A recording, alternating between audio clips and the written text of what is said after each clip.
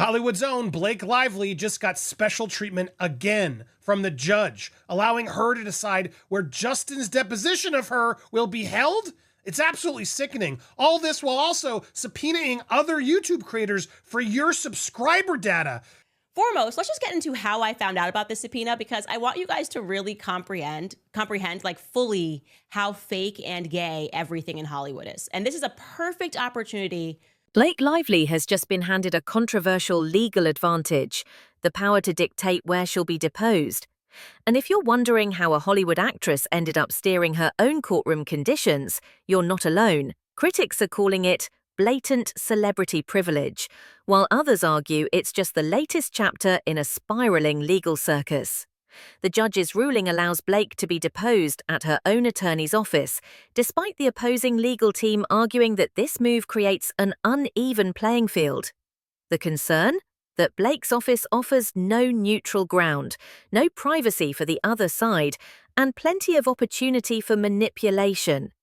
When you're sitting in the plaintiff's stronghold, every conversation could be monitored, every pause loaded with risk. Think about it. How do you freely strategize in a space potentially rigged with surveillance? This isn't just about convenience, it's about control. And while Blake's legal team cites concerns over paparazzi and media ambushes, the same team has been leaking updates to TMZ before official court notices. Publicity when it suits them, privacy when it doesn't. The hypocrisy is hard to ignore, and as this case picks up steam, one thing is becoming crystal clear. Blake Lively's courtroom strategy is as calculated as her red carpet image. Intense year, a lot of material success, and a lot of emotional stress. It's very hard on me and my family. And That Perez Hilton, Candace Owens, and Andy Senior have all been subpoenaed to turn over any and all communications with Justin Baldoni and Wayfarer parties. The subpoenas may be connected to the judge's order earlier this month. What really set this whole thing off wasn't just Blake Lively's courtroom maneuvering, it was how her team weaponized a joke to flip the narrative.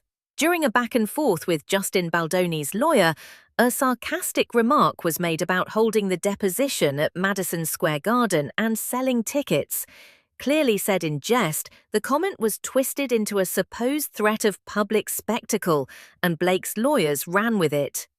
They used the quote to argue that Blake needed more protection, that she'd be ambushed, paraded, exploited. But hold on a second. This is the same actress who's been making press appearances left and right, the same person who subpoenaed YouTubers and then leaked that information to mainstream media before they even received notice. So who's really making this public? By turning a throwaway line into legal ammunition, Blake's team managed to convince the court to let her stay in her comfort zone, literally. Now she controls the setting, the tone, and potentially the intimidation factor. And Justin's team? They've been stripped of any neutral ground. The move reeks of media manipulation disguised as legal prudence. And if you think this ends with just one deposition, think again. This courtroom drama is only beginning, and the stakes go far beyond the witness stand. He gave Blake yet another victory, basically allowing her to decide where she would be deposed, that she can be deposed at her attorney's office. Now, Baldoni's attorneys are arguing this is her using her celebrity status yet again to get her way, but the judge ultimately ruled in her favor. Now, I am also just like everybody else in the sense that I take on more than I can chew. I overcommit. I say yes to things out of fear. I people please. Allowing Blake to take discovery in order to uncover the alleged lengths, if any, that Baldoni's side may have gone to in working with notable anti-Blake content creators as part of the alleged smear campaign. This isn't just about who sits where, it's about who holds the power in the room.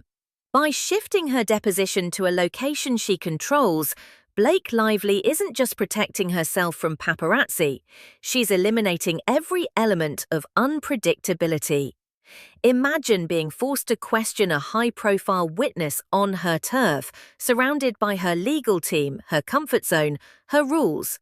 The opposing side has no private space to confer, no neutral ground to regroup. Even bathroom breaks turn into strategy risks.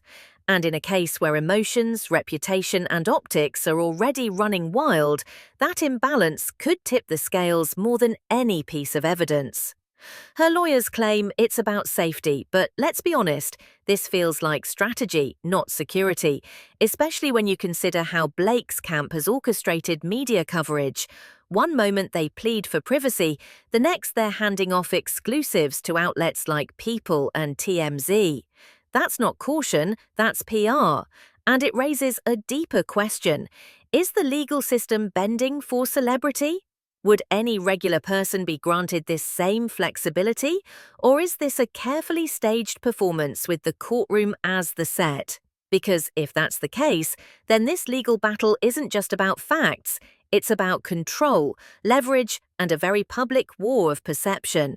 As Blake's legal victories stack up, some experts are beginning to wonder, is this strategic genius or a slow-motion self-destruction? PR analyst Molly McPherson didn't hold back when she called out what she believes to be a disastrous crisis management campaign, one that's doing more harm than good.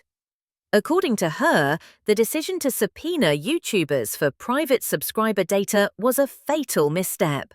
Instead of silencing critics, it poured gasoline on the fire. While mainstream media may be taking a summer breather, creators online never sleep. And now they've been given the perfect narrative. A Hollywood starlet trying to silence the very voices calling her out. But Molly's theory goes deeper. She suggests someone in Blake's inner circle might actually want to see her fall. Whether it's bad advice or quiet sabotage, the moves Blake's team is making aren't just controversial, they're counterproductive.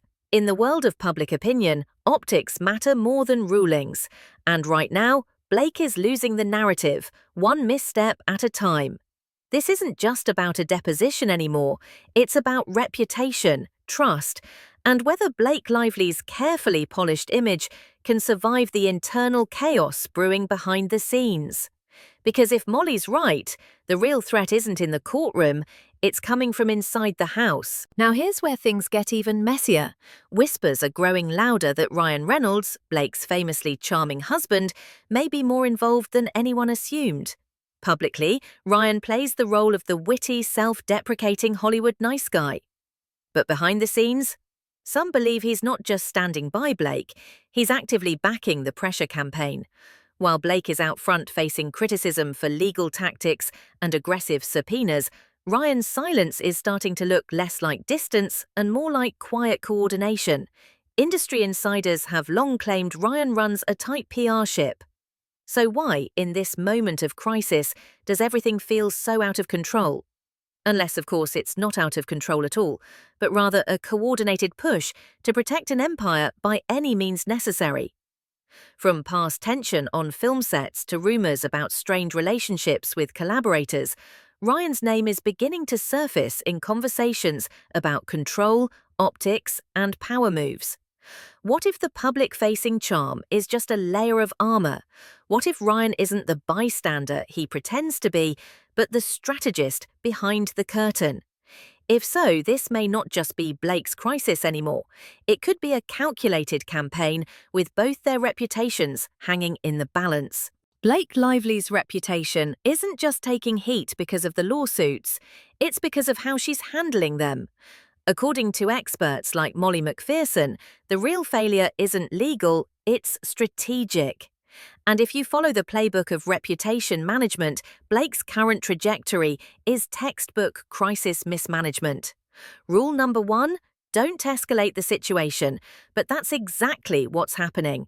The subpoenas to YouTubers and threats of silencing creators aren't making Blake look powerful, they're making her look panicked. Even more damning, Molly suggests that the team surrounding Blake might be made up of the wrong people.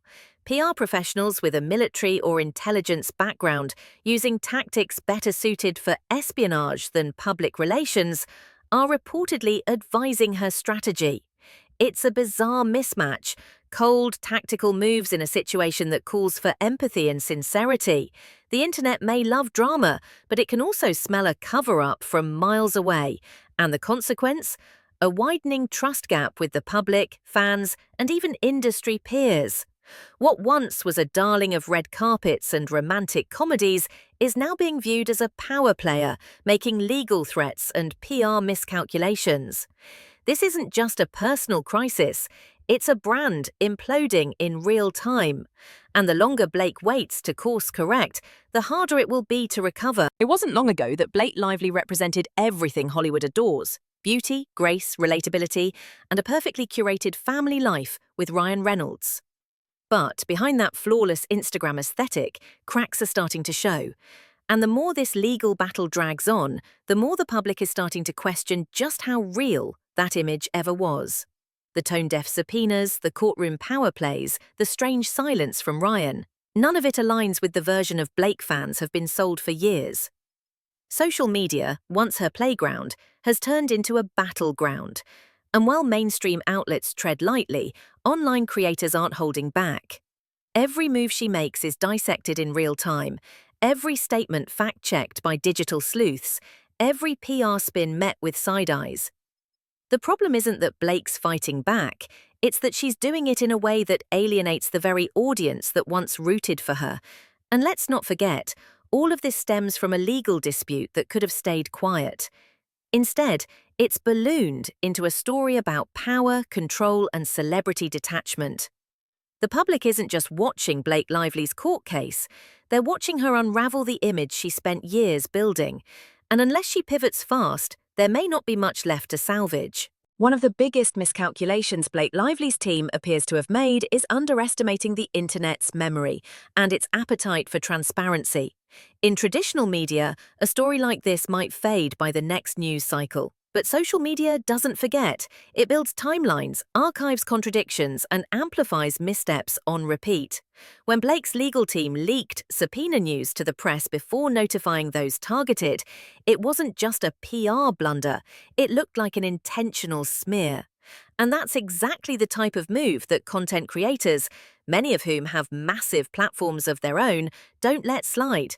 By targeting creators and trying to control the narrative through legal pressure, Blake has shifted the spotlight from a personal dispute to a larger conversation about freedom of speech, digital power dynamics, and corporate overreach. The backlash isn't just about one deposition or one legal win. It's about the optics of a celebrity trying to silence dissent.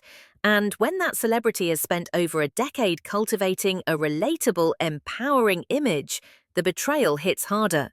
Every aggressive move her team makes adds fuel to the fire. And at this point, the court of public opinion isn't just watching, it's collecting receipts. If the goal was damage control, the effect has been the exact opposite. According to PR expert Molly McPherson, Blake Lively's current meltdown isn't just unfortunate, it's self-inflicted. She outlined 3 strategic blunders that have turned this situation from a legal skirmish into a full-scale public relations crisis. First, the subpoenas. Instead of quieting the noise, they signaled desperation and turned independent creators into martyrs. And martyrs attract microphones. Second, the optics. Each time Blake's team acts like the victim while wielding influence, it reinforces the image of a celebrity using her platform to bulldoze critics. That's not protection, that's intimidation, and the public isn't buying it. Third, and perhaps most damaging, is the erosion of trust. Reputation management lives and dies on credibility. When you alienate stakeholders, fans, media, collaborators, you don't just lose control of the narrative, you lose the benefit of the doubt. Once seen as poised and principled, Blake now appears reactive, entitled, and increasingly isolated. And with Ryan Reynolds potentially involved behind the scenes, the dynamic duo that once owned the internet's love is now being seen as the architects of their own downfall. The question isn't whether this strategy failed, it's why no one in their camp stopped it. Because at this rate, the longer Blake stays on the offensive, the more sympathy shifts to the people she's trying to silence. With a court hearing scheduled and public pressure mounting, all eyes are now on what Blake Lively does next, or more importantly, how she chooses to show up. This saga has moved far beyond legal strategy. It's become a defining moment in her public identity. Will she continue doubling down, letting her legal team wage a cold war against critics and creators? Or will she pivot, take accountability, and try to reclaim the grace that once made her a fan favourite? Experts like Molly McPherson suggest there's still a path to redemption, but it doesn't come through silence or subpoenas.